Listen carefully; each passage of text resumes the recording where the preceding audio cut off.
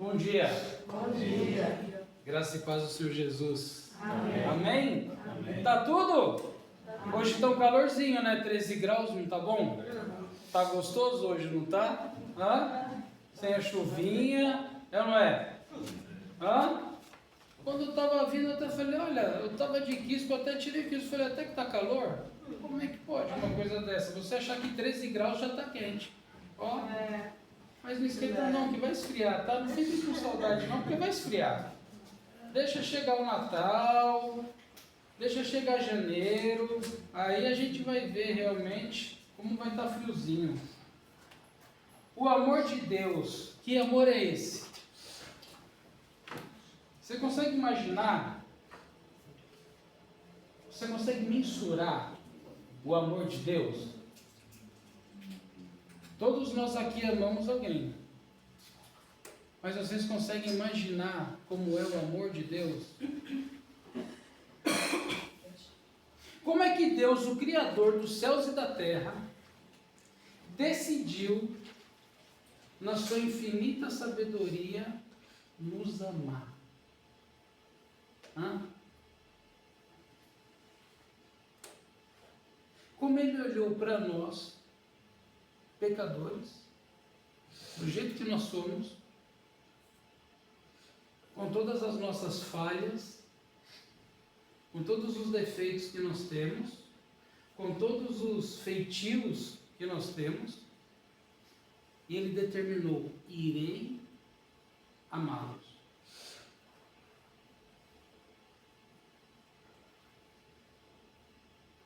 Só mesmo Deus podia tomar essa decisão.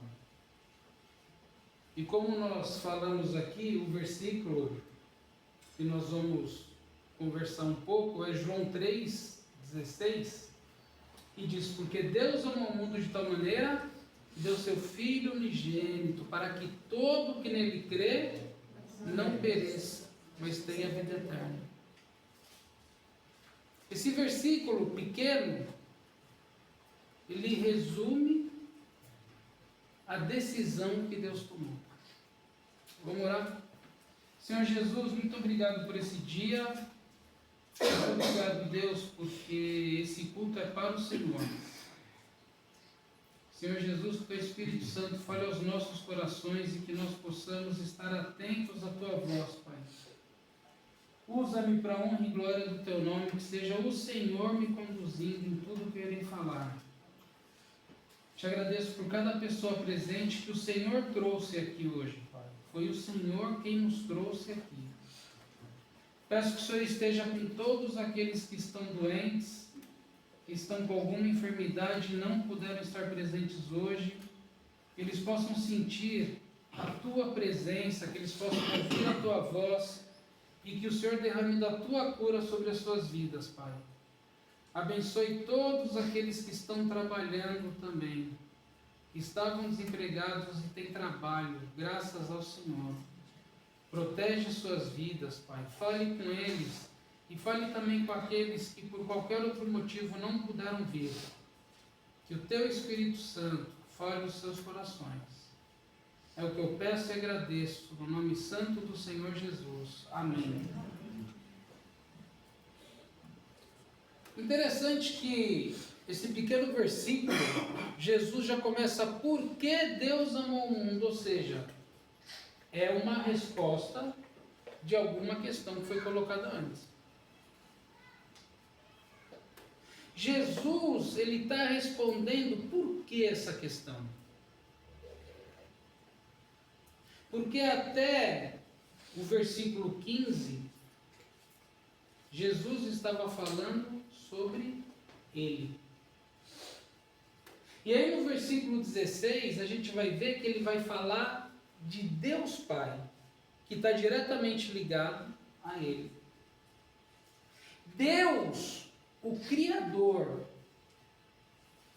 que no hebraico é Elohim, decidiu te amar. E Yahvé, que é o grande eu sou, decidiu nos amar. Olha que coisa interessante, em Êxodo 3, versículo 14, Moisés precisava falar com o povo de Israel. Ele estava, mas eu vou falar, mas quem é que está me mandando? Olha o que Deus fala.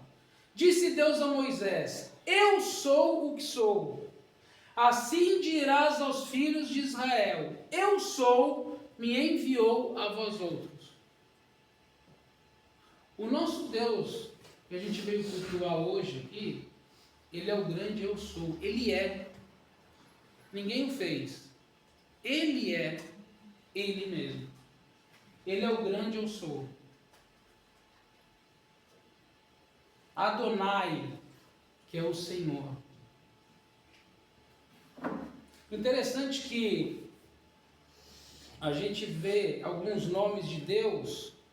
Jeová Jireh, o Senhor proverá. Abre lá Gênesis 22, vamos dar uma passeadinha pela Bíblia. Abre Gênesis 22, versículo 13 e 14. Olha só, os nomes de Deus que estão diretamente ligados aos atributos dele. Gênesis 22, 13 e 14 diz assim: tendo Abraão erguido os olhos, viu atrás de si um carneiro, preso pelos chifres entre os arbustos. Tomou Abraão o carneiro e o ofereceu em holocausto em lugar do seu filho. E pôs Abraão por nome aquele lugar: o Senhor proverá, que é Jeová Jireh. O Senhor é o nosso provedor. Cada um de nós está aqui, sabe por quê? Porque Jeová é Jeová Jireh. Porque Ele tem provido nas nossas vidas. Aqui Abraão estava pronto para sacrificar Isaac. Você lembra dessa história? E aí, Deus, Jeová Jireh, providenciou o quê? Um carneiro para estar no local, no lugar de Isaac. Esse Deus, lá de Abraão, é o Deus que hoje está aqui, para a gente adorar. E é o Deus que tem suprido as suas necessidades e as minhas necessidades. Apesar de todas as dificuldades que nós passamos, esse é o Jeová Jireh. Jeová Rafá, já ouviu esse nome? O Senhor que cura, o Senhor que sara. Abre aí, Êxodo 15. Êxodo 15, versículo 26. Êxodo 15, versículo 26.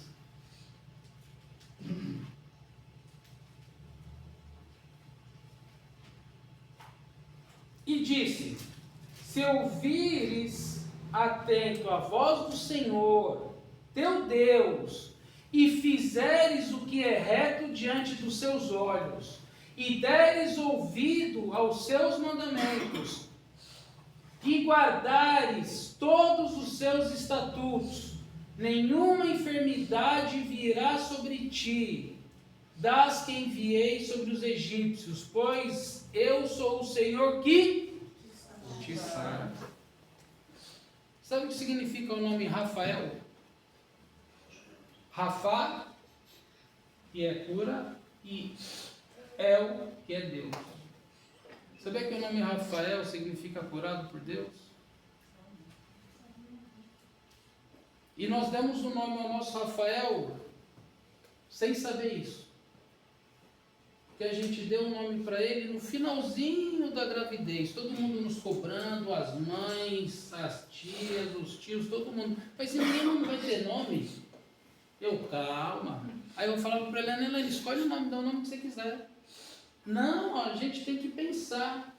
Aí um dia, na outra casa que a gente morava,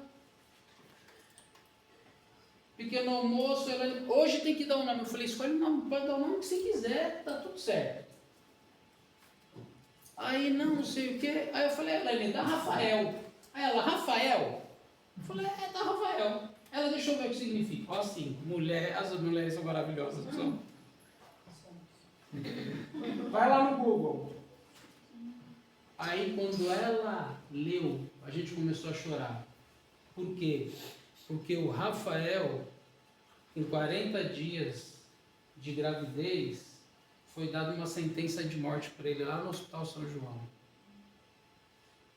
E que se ele não morresse, ele iria fazer uma cirurgia intrauterina.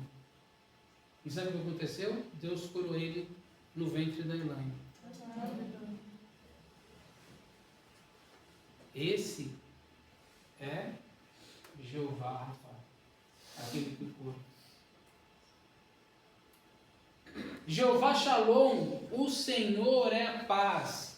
Então Gideão edificou ali um altar ao Senhor e lhe chamou de o Senhor é a paz. Está em Juízes 6:24. Deus é a nossa única e verdadeira paz. Sabe tudo o que está movimentando a geopolítica do mundo?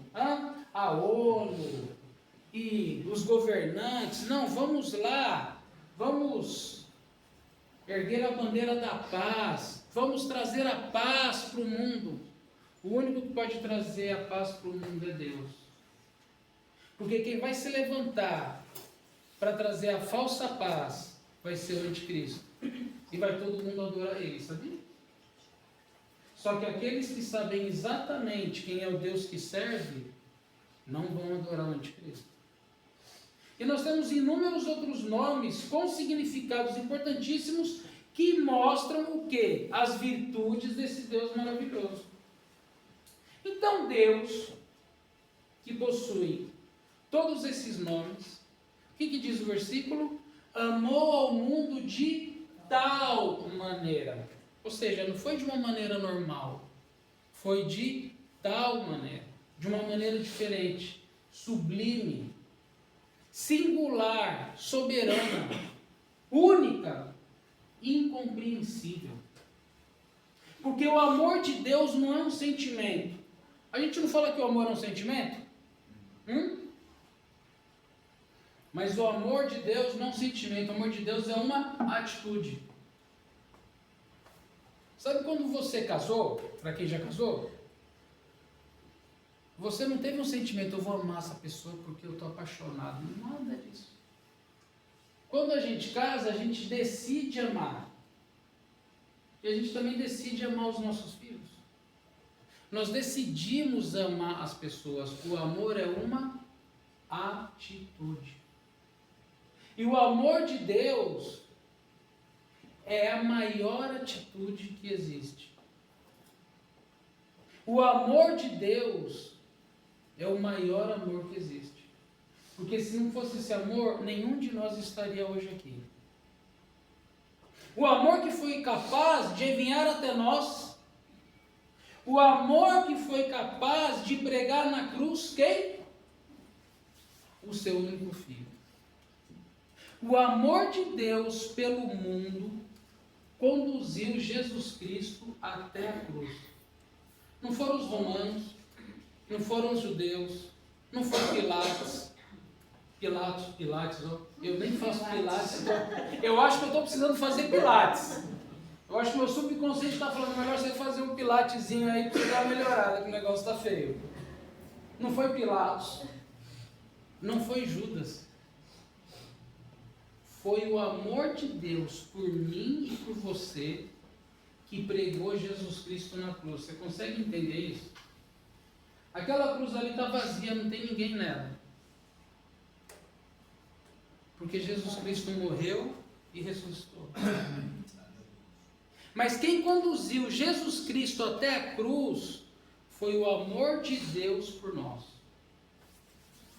Que amor é esse? Quem é que pode medi-lo? Alguém pode medir o amor de Deus? O objetivo da cruz, ele é direcionado. O sacrifício da cruz tem um endereço. O envio de Jesus Cristo para a cruz é endereçado a todo aquele que nele crê. Porque Deus amou o mundo de tal maneira que deu seu Filho unigênito para todo o que nele crê. Somente. Apenas. Sabia que não foi para todos? Jesus morreu na cruz para aqueles que creem. Não é para qualquer um. Não foi aleatório, não foi sem sentido. Jesus foi lá, morreu na cruz e está tudo bem, está todo mundo salvo. Não.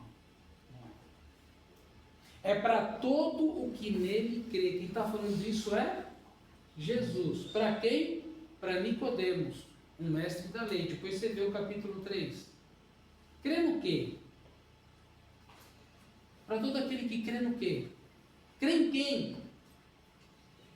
Crê no unigênito Filho de Deus. Ou seja, crê no único Filho de Deus, que é Jesus Cristo. Abre aí, João 1. Pode ir para trás se você tiver com sua Bíblia aberta. Está no 3.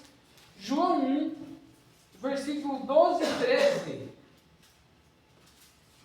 A palavra de Deus diz assim: mas a todos quantos o receberam, deu-lhes o poder de serem feitos filhos de Deus, a saber, aos que creem no seu nome, os quais não nasceram do sangue, nem da vontade da carne, nem da vontade do homem, mas de Deus. Por que Jesus está falando isso aqui? Porque o versículo 11 diz: veio para o que era seu e os seus não o receberam. Que era quem? Os judeus. Mas a todos quantos o receberam. Por isso que a gente fala de uma forma equivocada: eu recebi Jesus como Salvador. É por causa desse versículo aqui. Sabia que eu e você não recebemos Jesus como Salvador? Ele é que nos recebe. Ou seja, todo mundo é filho de Deus. Não é, não. Segundo a Bíblia, não é. Mas a todos quantos o receberam, deu-lhes o poder. Olha só que coisa interessante. João está falando o quê? Deu-lhes o poder de serem feitos filhos de Deus. Ou seja, nós nos tornamos filhos de Deus a partir do momento que nós cremos que o sacrifício de Jesus é perfeito e que Ele morreu na cruz por nós. Aí olha que interessante, isso aqui é progressivo. Essa conversa de Jesus com Nicodemos é uma conversa progressiva. Qual é o resultado disso? Qual é o resultado final? Não perecer, não morrer, não acabar. O que é perecer aqui? Qual é o destino de quem perece? Acabou? Game over? Não existe mais? Seria fácil se fosse assim, sabia? Mas não é assim. Perecer é estar afastado de Deus pelos séculos dos séculos.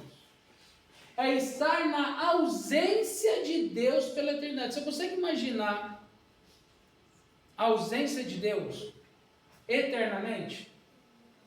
Você sabe por que o mundo ainda não explodiu? Porque o Espírito Santo de Deus está aqui na terra.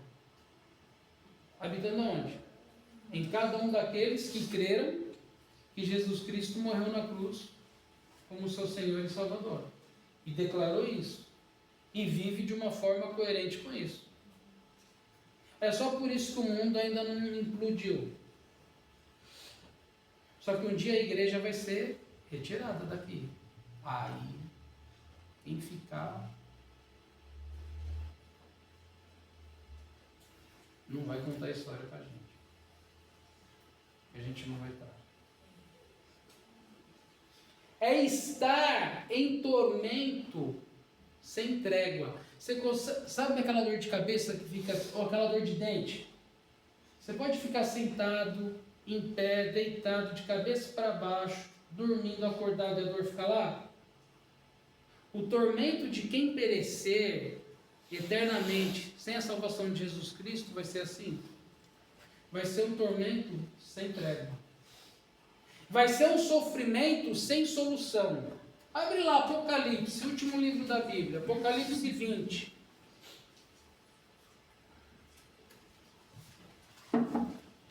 Apocalipse 20, versículo 12 a 15. Olha só. Apocalipse 20, 12 a 15. Vi também os mortos, os grandes e os pequenos, postos em pé diante do trono. Então se abriram livros, e ainda outro livro, o livro da vida, foi aberto. E os mortos foram julgados segundo as suas obras, conforme o que se acha escrito nos livros. Deu o mar os mortos que nele estavam, a morte e o além entregaram os mortos que nele havia, e foram julgados um por um, segundo as suas obras. Então a morte e o inferno foram lançados para dentro do lago de fogo. Essa é a segunda morte, o lago de fogo. E se alguém não foi achado escrito no livro da vida, esse foi lançado para dentro do lago. Dá para entender? E aí? Seu nome está escrito no livro da vida? Você tem certeza disso hoje, dia 7 de dezembro de 2025? Sabe por quê? Porque no lago de fogo, sabe quem vai estar lá sendo atormentado? O maior atormentador do mundo. Olha um pouquinho antes, Apocalipse 19. Apocalipse 19, versículo 19, no final, versículo 20, o final do 20. Os dois foram lançados vivos para dentro do lago que arde em enxofre. Quem? A besta e o falso profeta. Versículo 21. Os restantes foram mortos com a espada que saía da boca daquele que estava montado no cavalo, e todas as aves se fartaram das suas carnes. Agora olha o 20, capítulo 20, versículo 10. O diabo, o sedutor deles, foi lançado para dentro do lago de fogo e enxofre, onde já se encontram não só a besta, como também o falso profeta. E será o quê? Atormentado. Quem é que vai ser atormentado? O diabo. Você consegue imaginar Satanás atormentado? Consegue? Não, né? Porque ele quer o tormento da humanidade, né? Ele não é o rei do tormento? Não é ele que, quando a gente dá brecha, ele entra ali na brecha e vai fazendo as picuinhas? Não é ele que promove toda a maldade que está no mundo? Mas ele, a besta e o falso profeta serão atormentados pelos séculos dos séculos. E a gente leu antes que quem não está o nome no livro da vida vai para onde? Para esse lugar. Quem é que já está lá? Satanás, o falso profeta e a besta.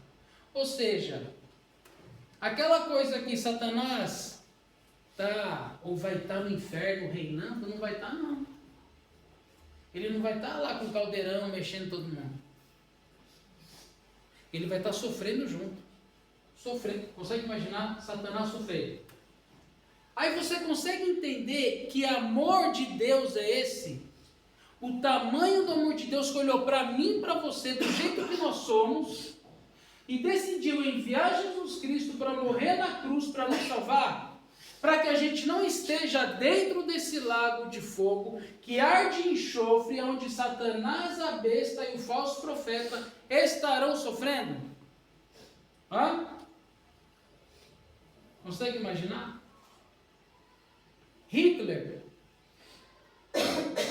fez o que fez, não foi? Quantos judeus foram mortos? 6 milhões.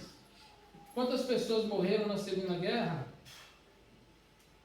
Uns 5 Portugal. E aí? Hitler vai estar como lá no inferno?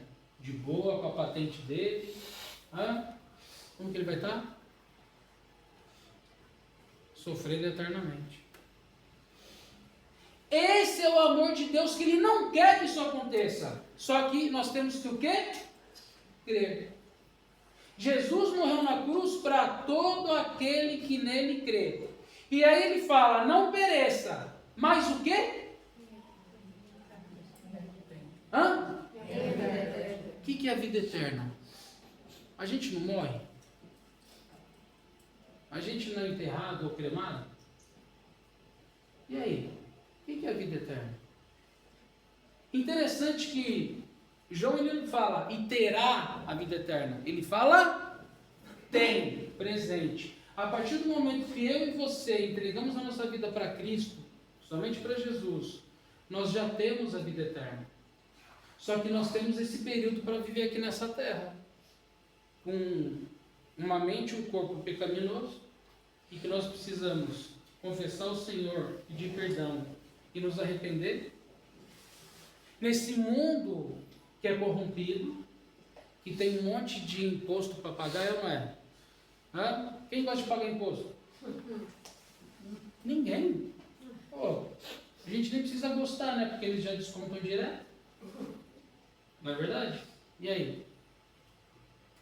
No contexto dessa história, o que acontece? João está contando uma conversa que Jesus teve com Nicodemos, que era um homem do alto escalão do Sinédrio, um judeu que sabia muita coisa, e esse judeu ele até entende que Jesus vinha da parte de Deus por causa do quê?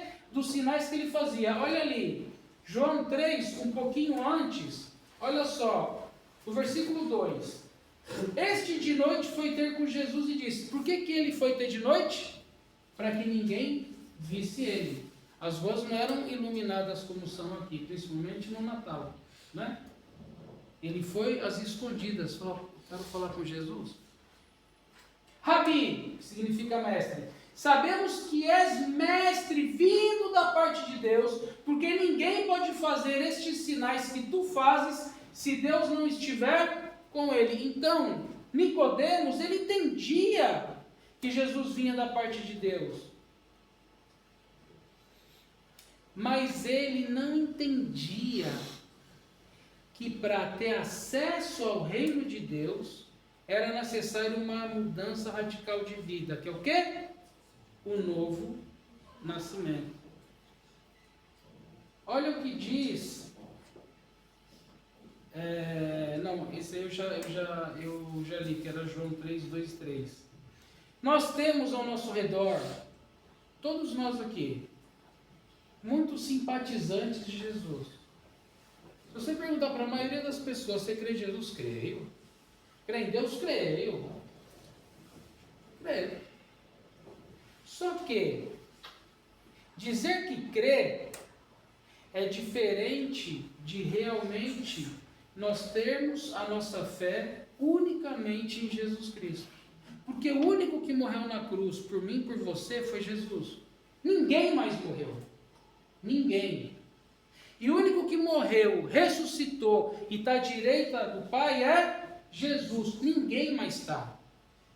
Você pode pedir para quem você quiser. Ninguém vai te ouvir. Você acha que está te ouvindo, mas não vai te ouvir. Só Jesus Cristo morreu e ressuscitou para que eu e você pudéssemos ter a vida eterna.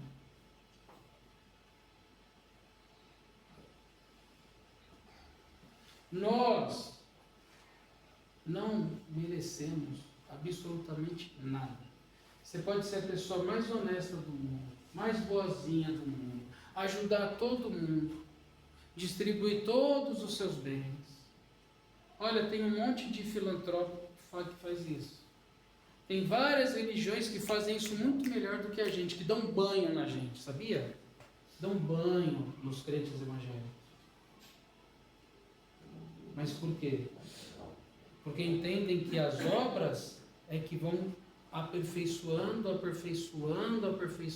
vida, para que a gente possa se chegar a Deus. Mas a grande questão é essa: o amor de Deus, ele é de cima para baixo, não é de baixo para cima. O que nós precisamos ter é fé, e essa fé é diária. A nossa fé precisa se renovar diariamente. Sabe por quê? Porque a vida é dura, a vida não é fácil. A vida não é fácil. Eu estava um pouco antes do culto começar, conversando com o meu irmão, que é 6 anos mais velho do que eu, e ele estava falando assim comigo: pô, eu tô que nem o papai, que agora tinha que contar remédio, ele tem que tomar aquele monte lá de remédio lá com aquelas caixinhas, e eu falei, poxa, deu uma saudade, meu pai morreu faz 11 anos. No ano que eu fiz 40 anos, em maio, meu pai morreu em agosto e meu filho nasceu em novembro. Pense num ano, e eu não pude ir para o Brasil. A Helene grávida de 7 meses, meu pai morreu numa quinta, a gente mudava de casa numa segunda. Sabe o que a gente tinha? Uma televisão, uma mesinha do IKEA e 2 cadeiras de praia. E um colchão velho. Só isso a gente tinha. Eu tinha que mudar com uma mulher, uma barriga desse tamanho. Foi fácil? Não foi fácil. E hoje, quando meu irmão estava falando comigo, eu falei, putz, que saudade do meu pai. A vida não é fácil. Só que se nós não depositarmos a nossa fé em Jesus, sabe o que vai acontecer? Ele vai ficar louco. A gente vai ficar remoendo as coisas e a gente vai ficar naquela frustração contínua. Sabe quando você está naquela lama e o pneu não vai? A gente vai viver assim. Mas o Senhor Jesus, ele tem uma vida maravilhosa para mim e para você. Porque Ele nos amou de tal maneira, de uma maneira única, que entregou Jesus Cristo para morrer na cruz. Quem levou Jesus para a cruz foi Deus, por amor a mim e a você.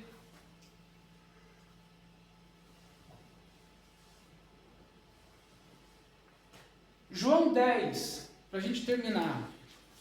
Senão o assado vai queimar. Se o seu assado está no forno e você precisar de ajuda, eu vou lá, tá? Ó, João 10, versículo 27 a 30. João 10, versículo 27 a 30. A palavra de Deus diz assim: as minhas ovelhas ouvem a minha voz. Eu as conheço e elas me seguem. Eu lhes dou a vida eterna. Jamais perecerão e ninguém as arrebatará da minha mão. Aquilo que meu Pai me deu é maior do que tudo, e da mão do meu Pai ninguém pode arrebatar. Aí Jesus conclui: eu e o Pai somos um. Essa é a grande diferença. Deus Pai, Deus Filho, Deus Espírito Santo não vivem numa hierarquia. Deus Pai é que manda, Deus Filho obedece e o Espírito Santo faz o trabalho. Não. Os três são um. Jesus está afirmando: eu e o Pai somos um. E essa que é a grande diferença quando nós falamos que cremos em Jesus, mas não cremos que Jesus Cristo é Deus. O Senhor Jesus, Ele está dizendo: as minhas ovelhas ouvem a minha voz e me seguem. A questão é, você está ouvindo a voz de Jesus e está seguindo Ele? Ou você tem ouvido outras vozes e tem feito aquilo que você acha que você deve fazer, aquilo que te apetece? A voz de quem você está ouvindo? E Jesus ainda fala que Ele dá a vida eterna e que ninguém as pode arrebatar da sua mão. Uma vez salvo, sempre salvo. Mas o Senhor quer que eu e você estejamos frutificando, dando frutos. Por que a gente precisa dar fruto? Porque as pessoas ao nosso redor precisam entender que Jesus Cristo é real. Se não nós éramos salvos, o Senhor nos levava para o céu. Olha que beleza, né? Ah, mas eu queria viver mais um pouquinho aqui. Queria nada. A gente não tem noção do que é o céu, sabia?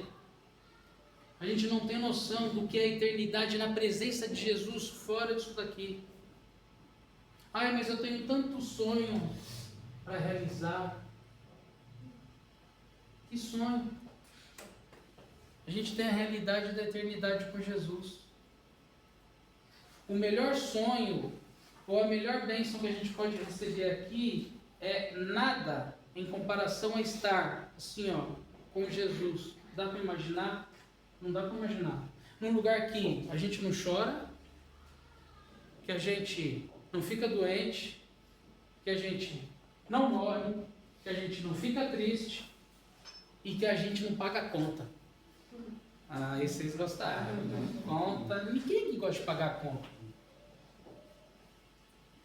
Então, e a minha pergunta é, você já nasceu de novo?